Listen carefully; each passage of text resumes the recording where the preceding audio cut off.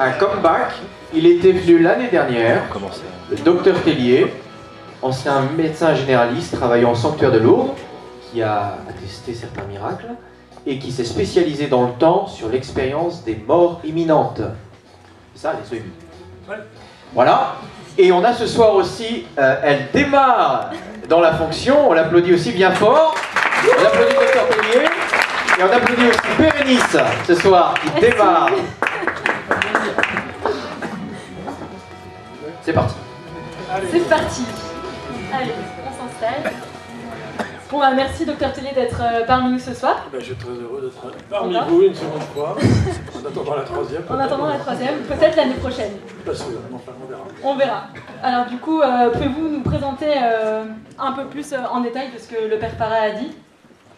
Et nous dire aussi comment êtes-vous arrivé à travailler sur le sujet des EMI? Oui, alors j'ai été 35 ans médecin généraliste et puis à la fin de ma carrière, j'ai été pris à l'eau pour être responsable du bureau des constatations médicales en vue donc d'authentifier les déclarations de guérison qui venaient spontanément dans le but éventuel donc de faire une reconnaissance de miracle. J'ai fait ça pendant 12 ans à temps plein. Et puis là, il y a eu des gens qui, voyant que j'étais là pour les écouter, ont commencé à me dire « Mais vous savez, moi j'ai vécu quelque chose de particulier, j'ai été considéré comme cliniquement mort, et puis en fait je suis revenu à la vie parce qu'on m'a réanimé. Et entre deux, j'ai vécu quelque chose d'absolument incroyable. J'ai rencontré un être merveilleux qui m'a fait changer complètement ma vision des choses. Et depuis, ma vie est transformée. Alors moi, ça a commencé à m'intéresser quand j'en ai eu un, quand j'en ai eu deux, quand j'ai eu trois. Et donc je me suis dit, bah, ça c'est ce qu'on appelait dans le temps les NDE, c'est-à-dire Near Death Experience. Et ça m'a rappelé le livre du docteur Moody, qui est un homme, un médecin qui a mon âge en fait, qui avait écrit un livre sur ce sujet en 1975. C'était au début des réanimations, donc on commençait à avoir de plus en plus de cas de gens qui revenaient à la vie. Et donc j'ai repris toute la littérature sur le sujet. J'ai approfondi la question et puis je me suis dit que c'était vraiment un signe pour nous aujourd'hui. Donc j'ai écrit un livre sur le sujet. Et qu'est-ce qu'une EMI du coup concrètement? On parle souvent de décorporation, de sortie de corps. Y a-t-il différents niveaux de EMI? Il y a différents niveaux, hein. C'est progressif. Le premier niveau, c'est simplement la sortie du corps. C'est déjà pas rien. Hein, des gens qui se retrouvent donc au-dessus de leur corps et qui le voient d'au-dessus. Deuxième niveau, bah, ils partent plus loin, ils peuvent aller très loin, traverser les murs, voir dans la salle d'attente les parents qui pleurent parce qu'ils croient qu'elle est morte, ou, même retrouver leur maison d'enfance, aller à droite ou à gauche. Donc ça c'est déjà un deuxième niveau. Et puis à partir d'un certain moment, si ça va encore plus loin, ils sont aspirés dans un en général, hein, c'est ce qui se passe, ils sont aspirés dans un tunnel. Et ils se retrouvent au bout du tunnel, dans un milieu étonnant, avec une très grande lumière, tout à fait éclatante et brillante, mais qui ne les éblouit quand même pas. Et là, il peut arriver plusieurs choses. Soit ils rencontrent, ça arrive assez fréquemment, une personne de leur entourage, proche, de famille, qui est morte avant, et la reconnaissent. Et cette personne, en général, lui dit retourne, c'est pas ton heure. Et donc, il y a une barrière là. Donc, ils repartent, ils reviennent. C'est jamais facile d'ailleurs. Ou bien, c'est un ange, ou bon, ils ne savent pas trop, qui vient leur parler. Ça peut être leur ange gardien, par exemple, qui se présente comme tel. Ou bien alors, bah, c'est cet être de lumière qu'ils reconnaissent comme étant le Christ. Et qui aussi va leur parler. Et à ce moment-là, s'ils rencontrent le Seigneur, il y a souvent le film de leur vie qui apparaît. Ils revoient en un instant leur existence passée. Alors qu'ils aient 70 ans, ou qu'ils aient 7 ans ou 12 ans, enfin c'est assez étonnant. Et ils se jugent eux-mêmes en disant « mais ça c'est pas possible, j'ai fait ça, mais... » Et ils s'en rendent compte à ce moment-là. Et puis là aussi ils retournent. Ils reviennent. Donc voilà, tout ce qui peut se passer, il peut se passer beaucoup de choses, mais en tout cas, ce qui est le plus caractéristique, c'est que cette expérience pour eux est fondatrice, c'est vraiment une nouvelle naissance, et ils ne l'oublieront jamais. Et c'est quand même quelque chose de surnaturel, donc comment différencier une EMI d'une autre expérience mystique? Bah, les EMI, c'est vraiment les gens qui sont cliniquement morts. Donc on peut les appeler aussi des expériences à la frontière de la mort. Tandis que les expériences mystiques, les mystiques ne meurent pas. Les mystiques qui ont des expériences extraordinaires, qui peuvent rencontrer la Vierge Marie, le Seigneur, etc., sont bien vivants, mais ils sont dans un état second qu'on appelle l'extase, qu'on ne peut pas expliquer. On ne peut pas expliquer. L'extase, comme Bernadette devant la Vierge à Lourdes, il y a qu'elle qui voyait la Vierge, il y a qu'elle qui l'entendait, et elle était dans un état second, mais elle était pourtant bien présente, elle ne disparaissait pas. On avait voulu à un moment la soulever, il était impossible de la soulever, parce qu'elle pesait énormément à ce moment-là, on ne pouvait pas la bouger. Et aussi, ce qui a convaincu le médecin de Lourdes, le docteur Douzous, qui a assisté à une des apparitions, c'est qu'elle tenait dans sa main un cierge quand elle était devant la Vierge, et il y avait du vent ce jour-là, elle avait mis la paume de son autre main pour éviter que le cierge s'éteigne, et en fait il s'est rendu compte qu'elle avait posé la paume de la main sur la flamme elle-même. Et elle n'a pas bougé, et à la fin de l'apparition, le docteur Douzous a regardé sa main, elle n'était pas brûlée. Ça l'a convaincu qu'elle était vraiment dans un état différent, en face du surnaturel. D'accord? Donc, d'un côté, la personne, c'est n'importe qui, ça peut arriver à chacun d'entre nous, de se retrouver de l'autre côté. Là, c'est des gens qui ont quand même... Bon, soit c'est le choix du ciel pour Bernadette, soit ce sont des mystiques. Il y en a là où j'habite, j'en ai connu, qui sont morts il y a déjà un certain temps, mais leur histoire est vraie parce qu'il y avait des témoins qui peuvent vivre des choses extraordinaires, qui peuvent être à deux endroits différents, qui se retrouvent en hauteur, sans qu'on puisse comprendre. Et c'est des gens qui vivent une vie très forte avec le Seigneur. C'est quand même des choses qui n'arrivent pas tous les jours. Donc vous, avez-vous déjà assisté à des faux témoignages? Comment s'assurer de la véracité d'un témoignage? Alors, des expériences de mort imminente, la première chose moi, qui m'a touché, c'est que ces gens-là avaient un accent de sincérité et de vérité très fort. Quand ils viennent me raconter ce qui leur est arrivé, c'est toujours avec énormément d'émotion. Ils ont tous une boule dans la gorge, souvent ils pleurent. Que leur expérience ait eu lieu peu de temps avant ou il y a longtemps, c'est quelque chose qui les marque à vie et dont ils se souviennent tous les jours. C'est-à-dire que ça va les motiver dans la vie tous les jours. Et donc c'est quand même assez prégnant. Moi, je suis à chaque fois très impressionné et j'ai souvent des larmes aux yeux tellement c'est fort. Donc pour moi, c'est la première chose qui m'incite à dire c'est vrai. Alors après, bien sûr, il faut garder son esprit critique. En interrogeant la personne, on voit quand même très vite qu'elle n'invente rien. Toutes les expériences ont une similitude, mais chacun le raconte à sa façon et il ne vit pas la même chose que le voisin. Et on voit bien qu'il n'invente pas, ça sort comme ça, c'est toujours assez merveilleux. Et du coup, la mort imminente, en fait, qu'est-ce que c'est réellement, la mort imminente? Est-ce être au bord de la mort? Ou lorsqu'une personne est déclarée cliniquement morte et revient après à la vie? Oui. Qu'est-ce que c'est Elle est cliniquement morte, hein, donc c'est des gens qui ont plus de pouls, plus de respiration, qui peuvent aussi être en coma, avec un électroencéphalogramme plat, complètement plat, donc qui n'ont plus d'activité cérébrale. Grâce aux moyens de réanimation, aujourd'hui, ils reviennent à la vie, mais certains appellent ça aussi l'expérience de mort provisoire, donc ce qui veut dire qu'ils sont quand même considérés comme morts. Sinon, ce n'est pas une expérience de mort imminente. Mais enfin, on reviendra sur la mort si tu veux après. Oui. Et les récits, du coup... C'est compliqué. Hein. Ça va, vous suivez là Et du coup, les récits de témoignages, est-ce que ça relate toujours d'expériences lumineuses ou le diable interfère-t-il lors de MI? Ça, on ne sait pas trop, mais c'est pas toujours des expériences lumineuses. Il existe dans 2-3%. Alors, d'abord, tous les gens qui font une mort clinique, et qui reviennent à la vie, ne font pas d'expérience de mort imminente. Il y a 18%, pense actuellement, de gens qui font cette expérience de voir l'au-delà. Hein.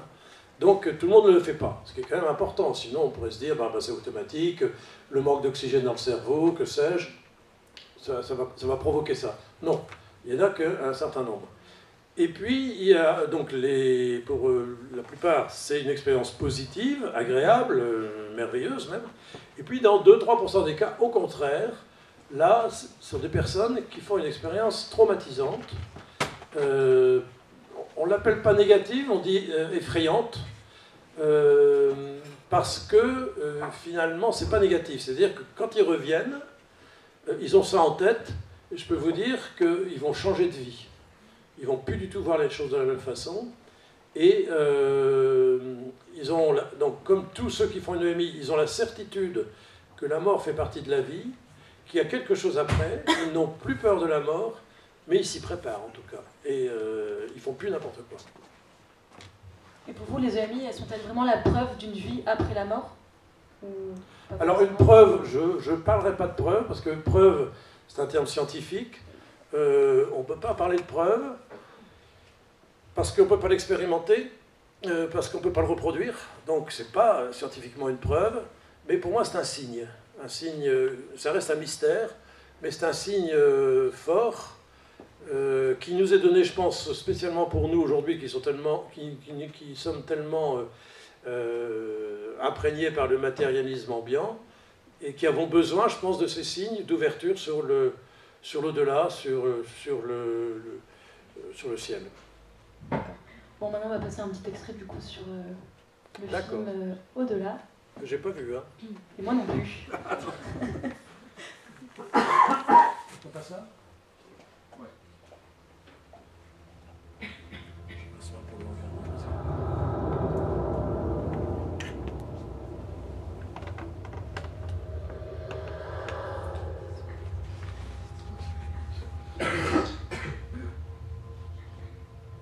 I don't even do this anymore.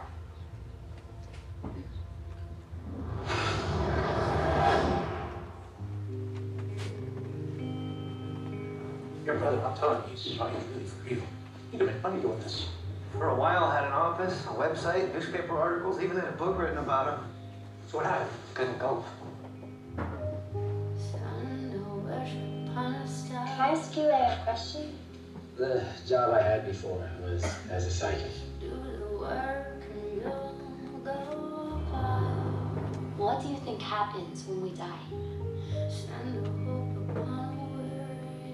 I recognize you. You're that psychic. I have news for you. I don't do it anymore. I give you my word, I won't tell anyone. You have a duty to do it that you have a gift. It's not a gift, Billy. It's a curse.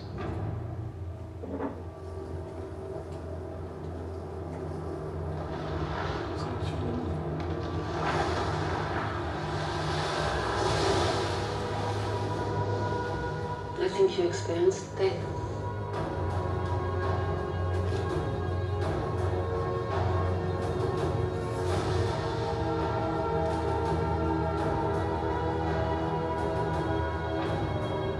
Listen, everything I have, I lost. If you're worried about being on your own, don't be. You're not.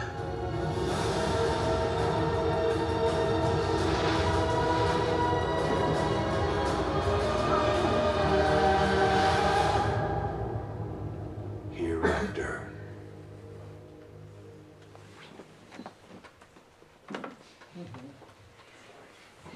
Des petits commentaires? Bah, ça mélange beaucoup de choses, là, ce film.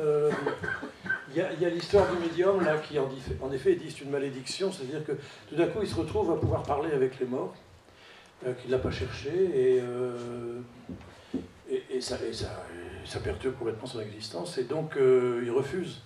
Et je crois qu'il a raison, d'ailleurs, parce que vraiment, ça le perturbe complètement. Et ça, c'est une partie du film. En fait, je l'avais vu, ce film, il y a longtemps. En entier. Mais donc c'est la fin du film, ça. Mais alors le début, en effet, c'est le tsunami réel là, qui s'est passé Pourquoi il rigole là? Hein? Le tsunami, bah oui, en fait, le tsunami, personne, la femme qui est là ne s'y attendait pas 5 minutes avant, quoi. Comme quoi, on pense qu'on est là pour longtemps, et puis, vous savez, la mort, elle est là, toujours, elle est jamais loin. Hein, je me souviens avoir fait une conférence il y a 3 ans, juste après le Bataclan à Paris, on était encore tous traumatisés. Et c'est vrai que les jeunes qui s'étaient levés le matin en se disant bah, c'est sympa, on va aller bien, ça va être sympa ce soir, et ils ne sont pas rentrés le lendemain, quoi. Donc voilà, on s'y attend pas, et pourtant ça arrive, ça nous tombe dessus quand on s'y attend pas. Et donc c'est ce qui est arrivé dans ce film. Et dans l'extrait là, donc on voit le médium qui dit qu'il peut parler avec les morts. Au cours des EMI, est-ce que les personnes qui vivent des EMI rencontrent des personnes mortes et communiquent avec elles? Oui, tout à fait. Donc elles rencontrent des personnes de leur famille mortes avec qui elles ont... Qu'elles ont connues ou pas forcément connues? Les deux. Alors soit elles les ont connues, c'est peut-être parents, grands-parents, et ils la reconnaissent alors que c'est plus les mêmes personnes vraiment. Par exemple, quelqu'un me disait, moi j'ai reconnu mon grand-père, mais il avait rajeuni. Quand il est mort, il faisait beaucoup plus vieux que quand je l'ai vu là. Et pourtant, c'était bien lui. Et puis, ils peuvent aussi rencontrer des gens qu'ils ne connaissent pas. L'exemple le plus typique, c'est ce petit garçon qui a fait donc une EMI, la Colton, à l'âge de 7-8 ans, à la suite d'une appendicite aiguë qui n'avait pas été bien soignée, donc il est passé de l'autre côté, et puis il est revenu. Et bon, sur le coup, il n'a rien dit, sauf que quelques mois après, passant devant l'hôpital, sa mère lui dit bah alors, ça devait être horrible ce que tu as vécu là. Il dit non, c'était très bien. Bon, pourquoi? Ah bah j'étais sur les genoux de Jésus, et puis il y avait des anges qui chantaient autour. Et puis lui, il recommence à jouer au Lego. Pour lui, ça lui paraissait naturel et normal. Et alors, le père essaie de le réinterroger, il rajoute 2-3 choses. Jusqu'au jour où, à un moment, il dit, tu sais, maman, il y avait même ma sœur. Sa mère tombe en pleurs parce qu'elle avait perdu une fille à la naissance, avant ce garçon, dont elle ne lui avait jamais parlé. Et il a rencontré sa sœur, qui avait donc une dizaine d'années, et qui lui a même dit, tu sais, papa et maman ne m'ont pas donné de prénom. Et il dit ça à sa mère, donc quand même, il ne pouvait pas l'inventer. Et du coup, ces personnes-là, du coup cet enfant, est-ce que c'est lui qui avait repris, qui voulait reprendre sa vie normalement en étant mort? Ah oui. C'est lui qui a choisi de revivre? Hein? C'est lui qui a choisi de revivre? Non, là, je sais plus comment il est revenu, mais... En général, les personnes qui vivent des EMI, c'est elles-mêmes qui choisissent de retourner à la vie ou pas? Alors, il y a une barrière, quoi. Il y a une barrière, on lui dit, en général, elle comprend ou elle sait que si elle passe cette barrière, elle ne pourra plus revenir. Mais ils n'ont pas tellement envie de revenir, tellement ils sont bien.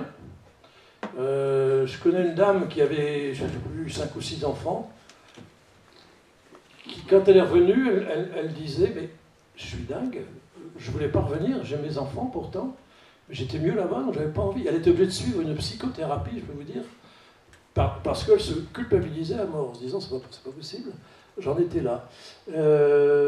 Donc on leur propose de revenir. Ou alors c'est elle qui le demande. Je connais deux jeunes femmes de votre âge, là, de 18-20 ans, qui ont eu un accident de voiture et qui sont trouvées devant cet être de lumière et qui lui ont dit, écoute, je suis beaucoup trop jeune, laisse-moi revenir. Et ils sont revenus. Voilà. Donc tous les cas de figure existent. Et du coup, les personnes qui vivent des EMI, elles sont bien entourées, écoutées de leurs proches, et après elles bénéficient de tout l'accompagnement psy et spirituel? Non, pas du tout. Non, pas du tout. Pas du tout, parce qu'elles n'osent pas en parler, parce qu'elles ont peur de ce qu'on va imaginer. Elles n'en parlent ni à leur médecin, ni à leur famille. Elles gardent ça pour elles, ou alors, si elle en parle une fois à la famille, elle voit que personne ne comprend, et donc elles abandonnent et elles gardent ça pour elles. Et l'accompagnement spirituel et psychologique? elles en bénéficient? Non. Peu. Très peu, très peu. La fois dernière, à une conférence, j'avais... Alors souvent dans les conférences que je fais avec grand public, le premier rang, j'ai les gens qui ont vécu une EMI et qui se présentent petit à petit au fur et à mesure en disant « moi je l'ai vécu ». Alors c'est peut-être le cas ici d'ailleurs, il y en a toujours. Et alors il y a un monsieur qui s'est fait, qui dit « je peux vous raconter mon EMI ?» Bon, je dis oui. Et dans la salle, il y avait son médecin qui après est venu me voir et me dit bah, « ça alors ?» Mon patient, il a vécu une EMI, il ne me l'a jamais dit, qu'est-ce que c'est cette histoire? Mais il n'avait jamais osé en parler de son médecin. Et du coup, ok, bon. Ouais, on va parler du coup des EMI et le rapport des EMI avec la science et la religion. Oui. Pour commencer donc avec la communauté scientifique, est-ce un sujet sensible? Ah oui, ça on en parle beaucoup en ce moment. Et pourquoi, du coup? Parce que les scientifiques, la majorité des scientifiques et des médecins d'ailleurs, ne veulent pas y croire parce que ça remet en cause le dogme, bon, disons le paradigme officiel de la science aujourd'hui qui dit que la pensée, la conscience vient du cerveau. Or, les gens qui font une EMI n'ont un cerveau qui est out. Enfin, pas tous, mais une grosse partie. Donc, comment peuvent-ils avoir une mémoire de ce qu'ils ont vécu? C'est pas possible. L'exemple le plus typique, c'est un médecin qui s'appelle que j'ai rencontré, Eben Alexander, qui était neurochirurgien à Harvard, le scientifique pur jus, qui ne croyait pas aux EMI, qui rigolait doucement, jusqu'au jour où, paf, il fait une méningite à colibacille, qui est extrêmement rare et qui est létale, c'est-à-dire qu'on en meurt à tous les coups. Donc il fait sa méningite, il tombe dans le coma, et au bout de 3 jours, on voit qu'on ne peut rien faire. Mais comme c'était le patron du service, personne n'osait faire